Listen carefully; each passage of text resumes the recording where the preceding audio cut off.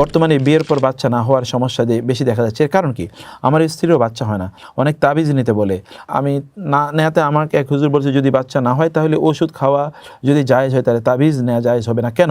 এখন আমি আপনার মতামত জানতে চাই। দেখুন, তাবিজ নেওয়া আর ওষুধ নেওয়া এক বিষয় নয়।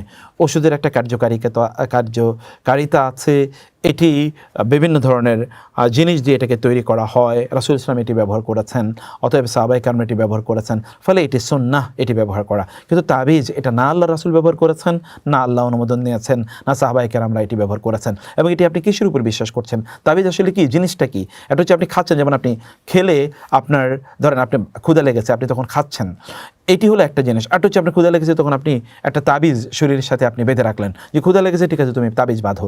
এখন কেউ যদি বলে যে তুমি তো ভাতও খাচ্ছ, তাহলে তাবিজ ব্যবহার করলে সমস্যাটা কি?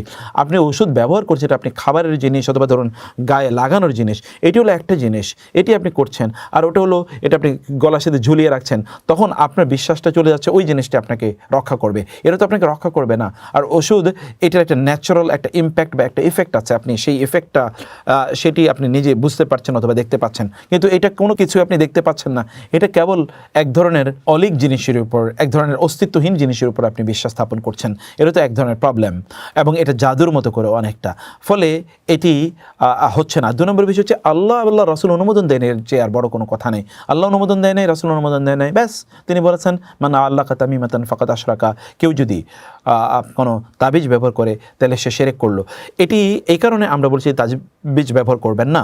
আর তাবিজ এর ব্যাপারে রাসূল সাল্লাল্লাহু আলাইহি ওয়াসাল্লাম বলেছেন কেউ যদি মান আল্লাকা শাইউন উকিলা ইলাইহি, কেউ যদি কোনো জিনিস ঝুলায় তাহলে তাকে বলা হয় যে তোমাকে ওই জিনিসটি পারলে রক্ষা করুক, আল্লাহ তাআলা তখন তাকে তার নিজকে আপনা থেকে উইথড্র করে নেন।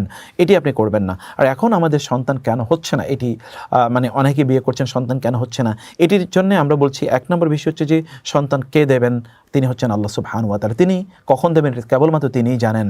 ইয়াহাবু লিমান ইয়াশাউ ইনাসা ওয়া ইয়াহাবু লিমান ইয়াশাউ যুকুর আও ইউজাউযুহুম যুকরানা ওয়া ইনাসা ওয়া ইয়াজআলু মান ইয়াশাউ আকিমা। আল্লাহ তাআলা যাকে ইচ্ছা ছেলে দেন, যাকে ইচ্ছা মেয়ে দেন, যাকে ইচ্ছা তিনি ছেলে মেয়ে উভয় দেন, এবং যাকে ইচ্ছা তিনি তাকে বন্ধা বানান অথবা তাকে সন্তান প্রদান করেন না। এটা আল্লাহ সুবহানাহু ওয়া তাআলা এর সিদ্ধান্ত। তাহলে আমাদেরকে যা করতে হবে তাহলে আল্লাহ তাআলার কাছে চাওয়া। আল্লাহর কাছে চাইতে গিয়ে আপনি কখনো নিরাশ হবেন না, কারণ ইব্রাহিম আলাইহিস সালামকে আল্লাহ সুবহানাহু ওয়া তাআলা সন্তান দিয়েছেন যখন তার বয়স 100 অথবা 90।